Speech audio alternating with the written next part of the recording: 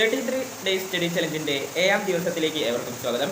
ഇന്ന് നമ്മൾ പഠിക്കാൻ പോകുന്നത് ഹിന്ദിയാണ്. ഹിന്ദി നമുക്ക് കുറച്ച് എന്നെ സംബന്ധിച്ചോളം വളരെ ടഫായിട്ടുള്ളൊരു സബ്ജക്റ്റാണ്. കാരണം അങ്ങനെയാണ്. അതുകൊണ്ട് എൻ്റെ പെട്ടെന്ന് തലയിൽ പോലും. അപ്പോൾ നമ്മൾ ഇന്ന് എഴുതി പഠിക്കും, വായിച്ച് പഠിക്കുക, അങ്ങനെ ചെയ്യാൻ പോവാണ്. അപ്പോൾ നമുക്ക് തുടങ്ങാം. ഫസ്റ്റ് ചെയ്ത് വായിക്കുക, അങ്ങനെ 10 പ്രാവശ്യം വരുമോ? ഓക്കെ, എന്നാലും തുടങ്ങാം നമുക്ക്.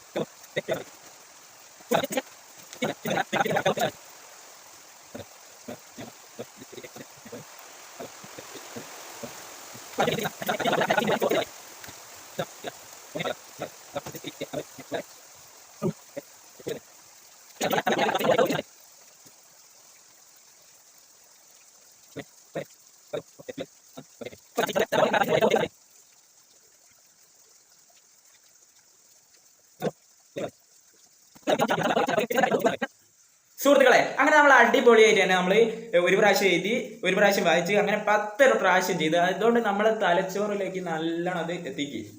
തലച്ചോറിൽ അല്ല, ബ്രെയിനിലേക്ക്. അതന്നെ അതിൻ്റെ സംഭവം തന്നെയാണല്ലോ, അതിനാലും പറയും. അപ്പോൾ നമ്മളെ തലയിലേക്ക് അങ്ങോട്ട് എത്തി. ഞാൻ പറഞ്ഞുതരാം, ഞാൻ പഠിച്ച ഇപ്പോഴത്തെ കാര്യം എന്താ വെച്ചാൽ, ഞാൻ പഠിച്ചത് എന്താ വെച്ചാൽ, സർവനാമിലെ ഒരു സർവനാമം 6 വിഭാഗങ്ങളായി തിരിച്ചിട്ടുണ്ട്. അതിലൊന്നാണ് പുരുഷവാചക്. അത് ഞാൻ പറഞ്ഞുതരാം. ജി സർവനാം കെ ദ്വാര बोलने वाले का, सुनने वाले का, अथवा जिस व्यक्ति के संबंध में बोला जाता है उसका बोध हो, उसे पुरुषवाचक सर्वनाम कहते हैं. അത്രേ ഉള്ളൂ. പുരുഷവാചക് എന്ന് വെച്ചാൽ അതിൻ്റെ ഇത് എഴുതേണ്ടത്.